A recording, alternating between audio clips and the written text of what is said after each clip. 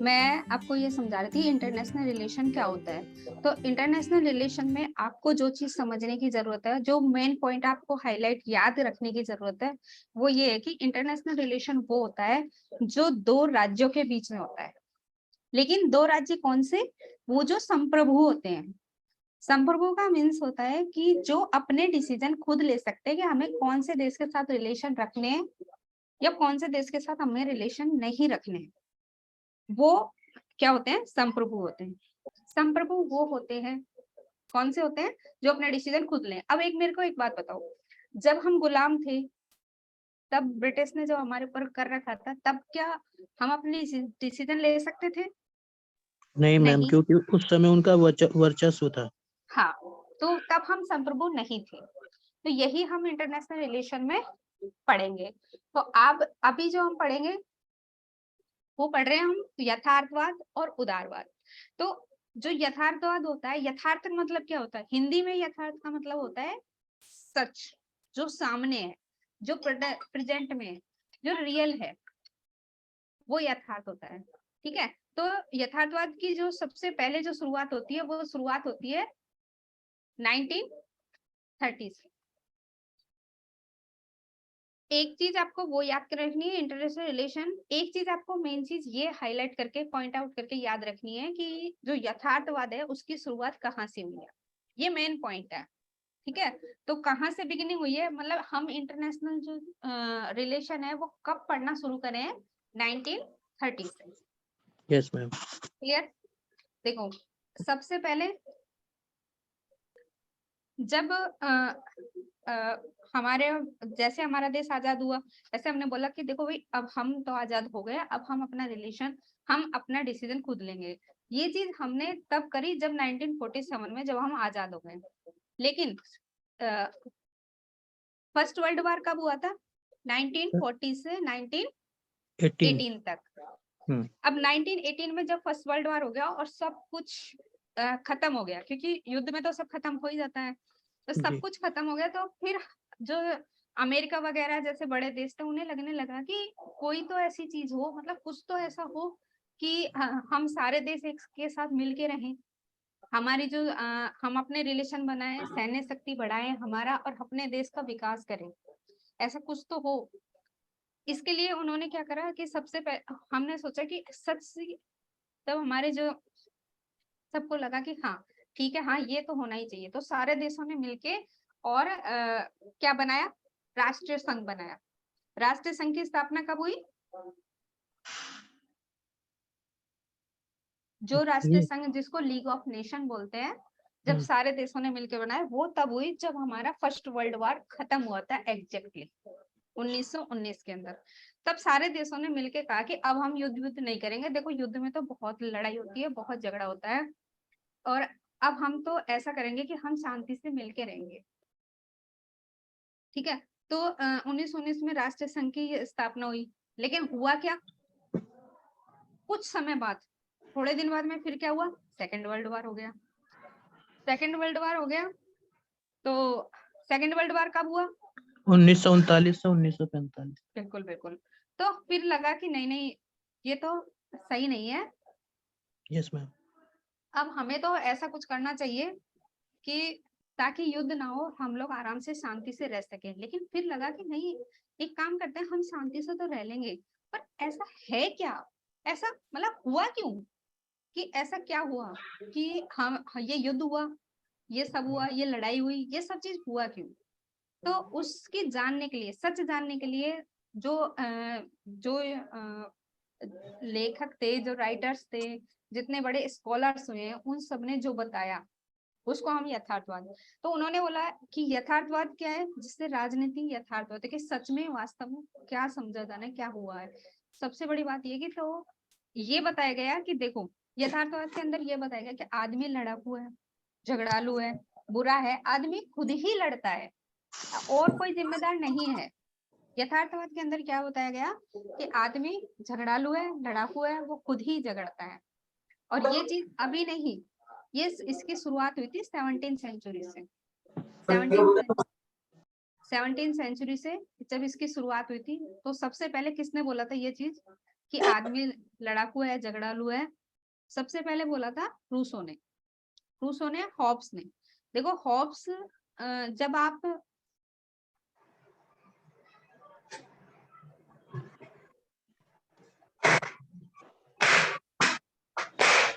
राजनीतिक सिद्धांत पढ़ोगे, जब आप और जब हॉब्स, लॉक, रूसो इनके बारे में पढ़ोगे ना, तब तुम्हें मैं एकदम डिटेल में रूसो समझाऊंगी। लेकिन अभी मैं बताती हूँ कि जब 17वीं सेंचुरी थी तो रूसो ने ये बोला था, जो हॉब्स ने बोला था कि आदमी क्या है, एकांत में गरीब है, बुरा है, क्रूर है, छोटा है, वो लड़ाई करता है, वो उसका मन है, आदमी का मन, आदमी होता ही ऐसा है कि वो लड़ाई करता है। ये चीज क्या है, यथार्थवाद है। तो अब अगर आप समझ पाए, अगर आपको समझ में आया, तो यथार्थवाद क्या है, इंसान की सच्चाई। जी इंसान जी झगड़ालू है, बुरा है, लड़ाकू है, ये जो उन्होंने बताया वो क्या है, यथार्थवाद है।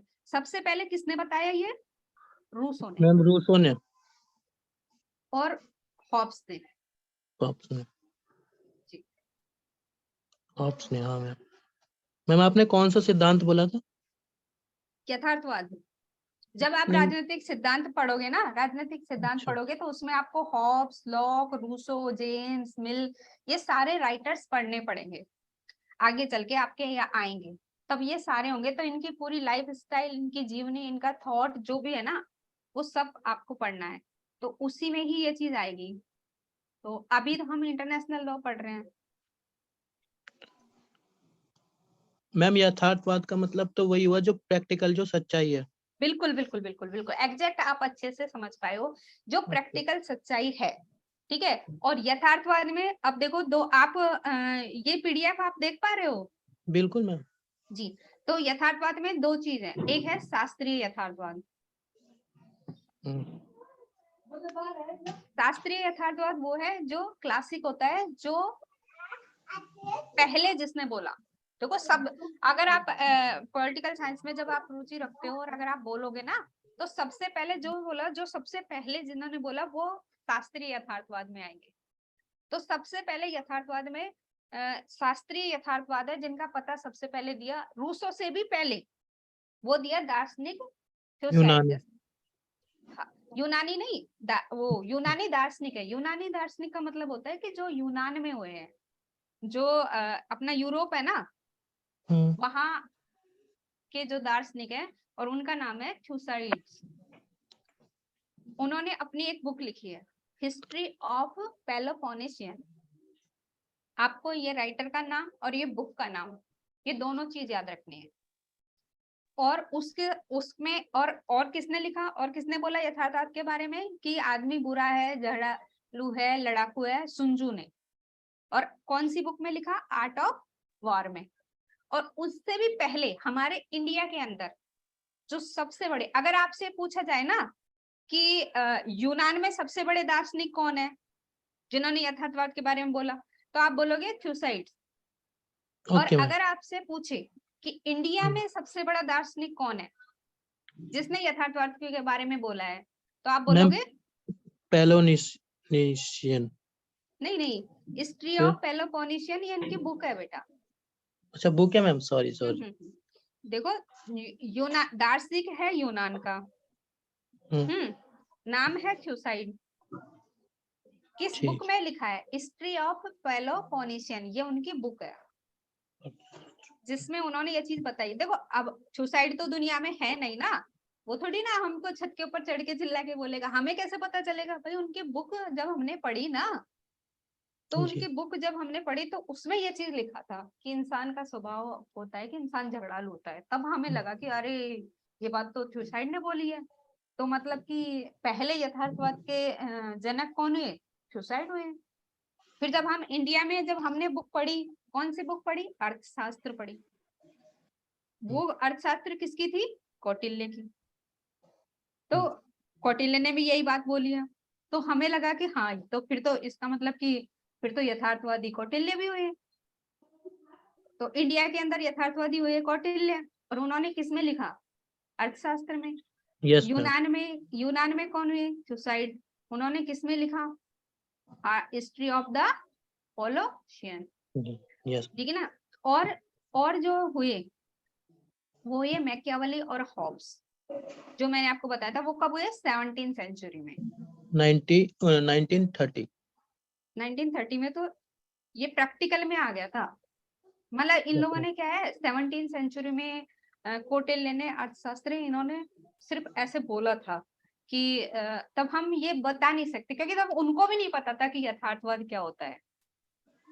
उन्होंने तो सिर्फ जो देखा था ना, सामने के लोग लड़ रहे थे, झगड़ रहे थे, तो उन्होंने बोला कि थॉमस आदमी हॉब लड़ा ना मैम, थॉमस हॉबी तो है।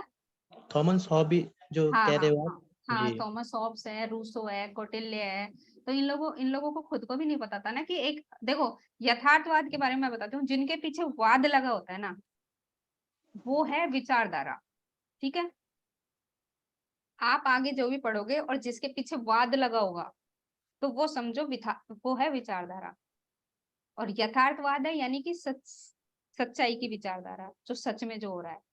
तो उन्होंने जो देखा, हॉब्स ने देखा, लॉक ने देखा, रूसो ने देखा, कौटिल्य ने देखा, थ्यूसाइड ने देखा, तो उन्होंने लिख दिया। लेकिन उन्होंने इसको क्या है, एक विचारधारा नहीं बनाई कि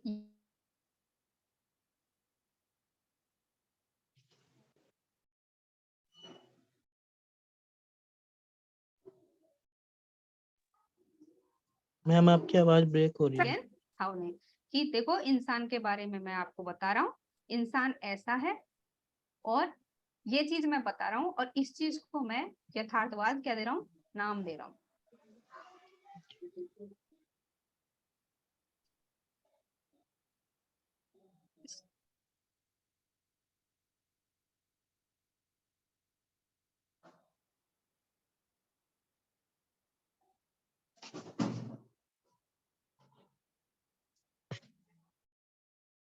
ठीक है, आपको इतना समझ में आ रहा है? Yes ma'am. तो अब ये बोलो, अब देखो कि अगर हम अब आगे जब उस टाइम जब कौटिल्य वगैरह हुए थे, जब यूनान हुए थे, तो कोई देखो राज्य तो था नहीं, कोई कूटनीतिक थे नहीं दूसरा, क्योंकि पहले क्या राजा महाराजों के जमाने थे। कौटिल्य तो आपने देखा ही होगा, कौटिल्य जब चंद्रगुप्त था, चंद्रगुप्त महान पढ़ा था, उनको जो चंद्रगुप्त मौर्य। पढ़ाते हैं, हाँ जी जी चंद्रगुप्त मौर्य, और उनको ही उन्होंने, उनके गुरु थे वो कौटिल्य। जी। तो उस टाइम कोई ऐसे तो थे नहीं, जैसे आज हमारे इंडिया और पाकिस्तान है, ऐसे तो था नहीं। उस टाइम तो एक ही जगह तक सीमित था, तो उन्होंने तो वही वही के बारे में लिखा ना। उस समय मैम विभाजन नहीं था। विभाजन नहीं था, और वो लोग, उनको इतने कम्युनिकेशन के साधन भी नहीं थे, दूसरे देशों के साथ कोई संबंध भी नहीं था, तो उन्होंने वहां जो था वही लिखा। लेकिन उसके बारे में, उसके बाद में जब 1930 के अंदर, जब सारे राज्य सब धीरे धीरे करके आजाद हो गए, आजाद होके सब जब एक दूसरे से मिलने लग गए, जब एक दूसरे के साथ संबंध बनाने लग गए, तब मैम हमारा, आपने बोला था 1919 में बनाया था संबंध। हाँ हाँ, मैं वही तो बोल रही हूँ आपको कि ये तो कौटिल्य वगैरह, ये तो 1700 की बात है ना, जब मौर्य वगैरह थे तब जी तब जी तो देश आजाद नहीं हुए थे ना। जी। Yes ma'am. फिर जब धीरे धीरे करके जब देश आजाद हो गए, फिर फोटो। वॉर हुआ, और जब वॉर हुआ उसके बाद में उन्होंने गुट बनाए। लेकिन तब तक कंप्लीट आधे से ज्यादा देश आजाद हो चुके थे, छोटे मोटे ही कुछ कुछ देश थे जो आजाद नहीं हो पाए थे। वो फिर जब हमने यूएनओ बनाया, तब फिर वो सारे देश क्या हो गए, आजाद हो गए। मैम तो यूएनओ मतलब हाँ, तो यथार्थवादी जो होते हैं, full meaning ma'am. Hello, ma'am UNO जो आपने बताया हाँ फुल हाँ फॉर्म हाँ, क्या होगी? Okay okay, united national organisation, जिसको हम बोलते हैं संयुक्त राष्ट्र संघ, जो अभी है ना हमारा प्रेजेंटली में संयुक्त राष्ट्र संघ है। Yes yes ma'am. जी जी जी, वही है। वो 1939 में, जब सेकेंड वर्ल्ड वॉर खत्म हो गया था 1945 में, तब यूएनओ बना। तो जो यथार्थवादी है वो ये कहते हैं कि शक्ति संतुलन के माध्यम से, शक्ति संतुलन के माध्यम से अंतरराष्ट्रीय व्यवस्था में स्थिरता प्राप्त की जा सकती है। तो यथार्थवादी क्या बोलते हैं कि देखो, आदमी तो लड़ाकू है, झगड़ालू है, बट ऐसी बात नहीं है कि हम शांति नहीं कर सकते। शांति बना सकते हैं, कैसे बना सकते हैं, अगर हम जो अंतरराष्ट्रीय व्यवस्था है उसमें स्थिरता ला दें, सबकी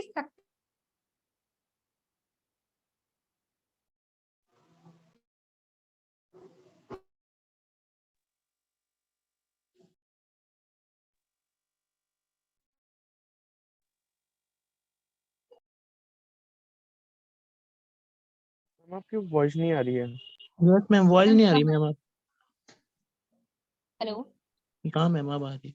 मैम मैं वॉइस नहीं आ रही है आपकी। ओके, मैं बोल रही थी कि लड़ाई होती क्यों है। देखो, आप हो और आपके फ्रेंड है। अगर आप और आपके फ्रेंड एक जैसी बॉडी के हो तो आप लड़ोगे नहीं। बट अगर आपका फ्रेंड आपसे बॉडी स्ट्रेंथ में ज्यादा है तो वो आपको डोमिनेट करने की कोशिश करेगा ही, यस आपको मैम। दबाने की कोशिश करेगा। वो सोचेगा कि ये तो कमजोर है, इसको तो मैं कैसे भी दबा सकता हूँ। और जो जी। दबाएगा तो लड़ाई होगी, होगी नहीं होगी। तो यस मैम। यथार्थवादी क्या कहते हैं कि हम ये लड़ाई रोक सकते हैं। कैसे? अगर हम शक्ति में संतुलन कर लें तो। शक्ति में संतुलन मतलब सब अगर देश हम, एक साथ आ जाए तो। हाँ हाँ, अगर हम बैलेंस पावर कर लें तो लड़ाई रुक जाएगी। जी।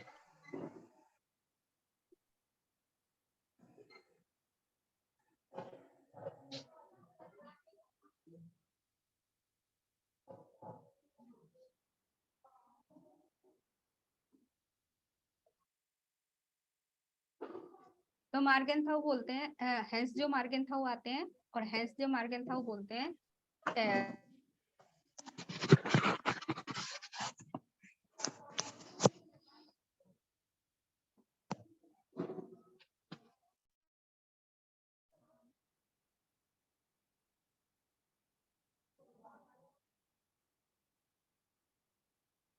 हेलो मैम, वॉइस नहीं आ रही आपकी ma'am.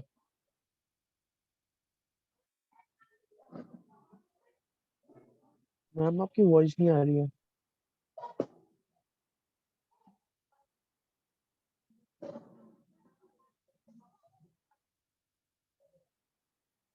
Hello ma'am.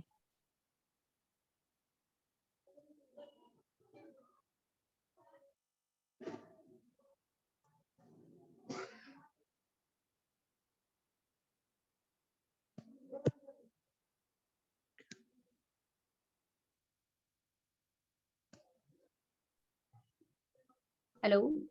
Yes ma'am. Yes ma'am. जी, तो सॉरी फॉर दिस नेट, थोड़ा ऐसे ही चल रहा था, इस वजह से हो गया। मैं आपको ये बोल रही हूँ कि यथार्थवादी में सबसे जो इम्पोर्टेंट चीज है आपको जो लर्न करनी है वो है हेंस जे मार्गेंथाउ। क्या लर्न करना है? हेंस जे मार्गेंथाउ। मार्गेंथाउ। मैं हाईलाइट जो कर रही हूँ आपको, यस मैम। जी, ये सबसे इम्पोर्टेंट है। और ये इनकी बुक है, पॉलिटिक अमोंग नेशन।